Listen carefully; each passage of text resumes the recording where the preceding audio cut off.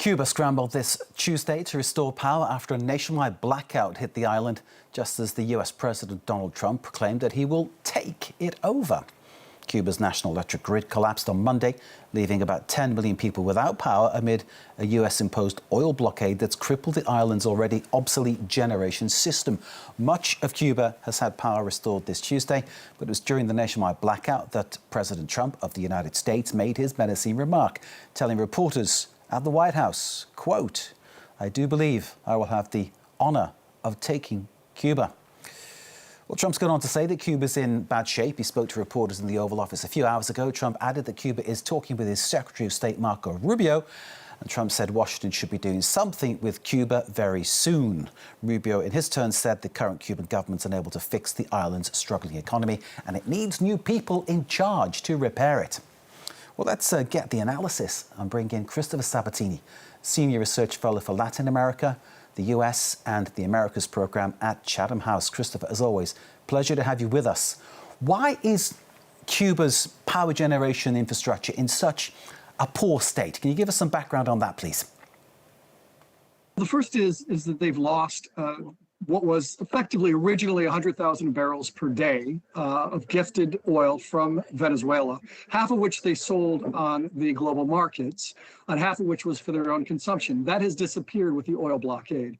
But second, they've simply not kept up with technology and updating their electrical grid. So without the combustible, the fuel, and without the sort of the generation capacity and delivery capacity, they're really in dire straits right now in terms of their electricity.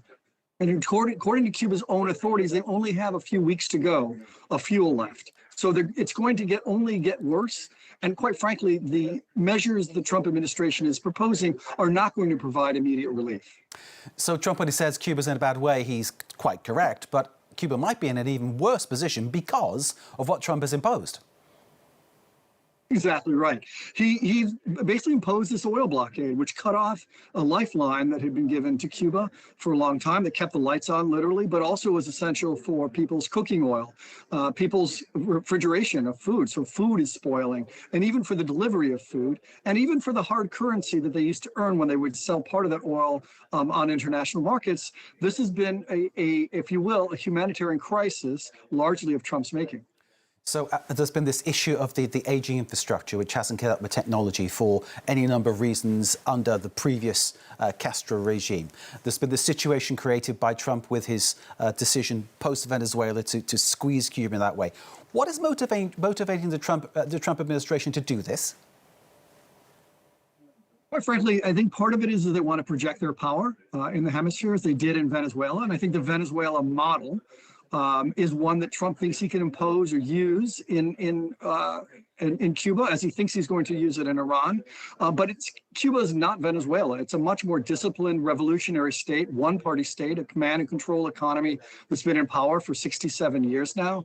But what he wants to do is basically try to root out any governments that are going to be opposed to U.S. interests. We also have to remember that Secretary of State Marco Rubio is a Cuban American. His parents left Cuba actually before the Fidel Castro revolution, but he has really cut his political teeth, if you will, in South Florida politics, where there are more than, well over 2 million Cuban voters, many of whom are very hardline and are seeking regime change. So Trump is being pushed by, if you will, his own ego, his own plan for the so-called Don Roe Doctrine, an adaptation of the Monroe Doctrine, as well as his Secretary of State, who for a long time has had on his agenda regime change in Cuba. So regime change, that was my next question. You brought us right there. Is that Rubio's agenda, regime change? Well, I think it could be, and I think it was originally. But I think right now, just as they saw in the case of Venezuela, as the time came closer and closer for the removal of Maduro, that the imposition of a democratic opposition in Cuba in this case, and Venezuela in the other, could actually bring more chaos. The Cuban opposition is very fragmented, very atomized. It's very small. A lot of the Cuban leaders have left and fled to South Florida, facing repression. It isn't clear what exactly a democratic transition would be, because you'd have to basically, unlike in Venezuela, you'd pretty much have to pull up the Cuban state by its roots. to be able to create a democratic government of the sort that many people aspire to see in Cuba. So yes, it is regime change, but quite frankly, I'm sure they're hearing a lot of analyses from the CIA and other intelligence services that it's a distant hope, and one that could perhaps bring more chaos and even outflow of refugees than was once thought. Donald Trump, no doubt, has something in mind along the lines of what his plan was or his plan is for the Gaza Strip. Without sort of going down that particular avenue, can you tell us about the potential, perhaps, that Cuba would have if developed with the people in the right way for the good of Cuban people along those lines? Because clearly there is potential there that perhaps isn't being tapped into. Well, you didn't want to go down this road, but I'm going to, which is Trump. For Trump, it was oil in Venezuela. And for Trump, it's now tourism in Cuba. In 1994, he actually sent a number of his scouts to look at opportunities for Trump hotels, casinos in Cuba. So he has his eye on this because, it could become a paradise for Trump's ambitions to create resorts. The problem with that is that tourism is deeply exploitative. Those on the island oftentimes are left out. They often only have service jobs. And the current hotels that are in Cuba that are frequented by foreign tourists, most of them from Europe, most of the staff in these hotels are not Afro-descendant. They're more European descendant. And that's a problem because the bulk of population of Cuba is Afro-descendant. So it really risks creating a very sharp and racially defined levels of inequality within Cuba if it's going to be tourism only that Trump uses to try to build Cuba back.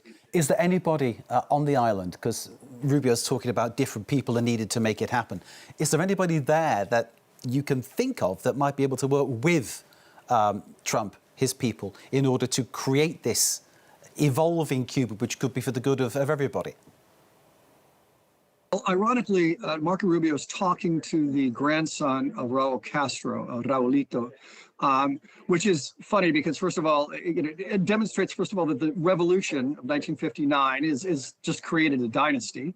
But he's the man who can probably make things happen.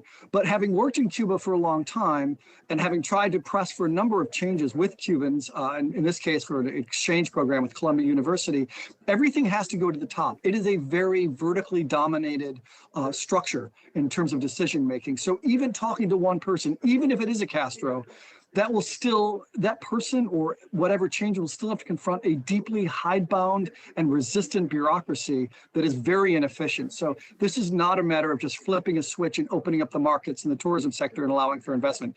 It's going to confront an incredibly difficult bureaucratic process and a lot of intransigence. And thank you for that illumination about what Trump's ideas and his intentions are in terms of developing Cuba. I wasn't surprised to hear any of it, but the detail is quite chilling when you state it the way you did. Very coolly, Christopher. Thank you. Can I ask about the other great ally that Cuba's had going back many, many years, of course, Soviet Union before, now, of course, Russia. Is this an opportunity for Putin somehow to cash in and basically stir the pot of trouble? I think that is. I mean, look, Putin operates on sort of by creating trouble, as you say, in very small, cheap ways. And this is something that he can, quite frankly, fan the flames of discontent within Cuba, spark refugee crises that send Cubans across the Florida Straits to Florida that would basically hurt Trump and divide American politics. He wouldn't, Putin will not actually go to the mat for Cuba. It is a pretty small island and stake in his larger near abroad goals. But yes, if he could tie down the United States in some forever war just 90 miles off the coast of the United States, that would be a gift to Putin. And I fully suspect that's what he's planning to do. It is intriguing that there are so many issues and so many possible angles to this developing story. And I'm wondering about politically inside the United States, because, as you mentioned earlier, many Cubans, of course, left at the time of the revolution, settled in Florida, the whiteboard, those kind of areas which have become legendary in their own right. I'm wondering whether what happens in Cuba will have an effect in play during the midterms, for instance. It will in several ways. First of all, if Trump fumbles this, if you will, if he doesn't deliver the regime change that many Cuban Americans, not all, the Cuban American community has evolved, especially with generational change, but there are many Cuban Americans who are deeply committed to seeing democracy and the end of Castroism in Cuba.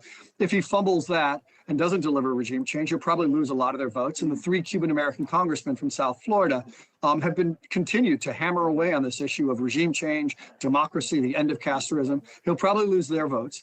But also if this triggers a refugee crisis, or even the perception that the U.S. is again getting caught up in some long-term engagement, entanglement even, then I think it will hurt his parties, because it's the midterm elections, as you say, but his party's chances that he's gone back on his promise to end forever wars and to promote peace. And again, if there are massive amounts of refugees that come to Florida and the coverage of that, it will look like this anti-immigration president has delivered on exactly the opposite of what one of his key domestic promises, which was to remove undocumented immigrants from the United States. I've kept you a long time, Christopher. One last question, if you will allow me. Sure. We began talking about the issue regarding the collapse of the power system. We spoke about the fact that it was antiquated, not well maintained. How much of that neglect would you blame on the actual system as it was, or is it the fact that basically the country didn't have the wherewithal, the money to maintain it? What would you put it down to? It's first of all, Cuba has survived on the kindness of strangers, to quote the streetcar named Desire play. It was first subsidized by the Soviet Union and then later subsidized by the governments of Venezuela under Hugo Chavez and Nicolas Maduro.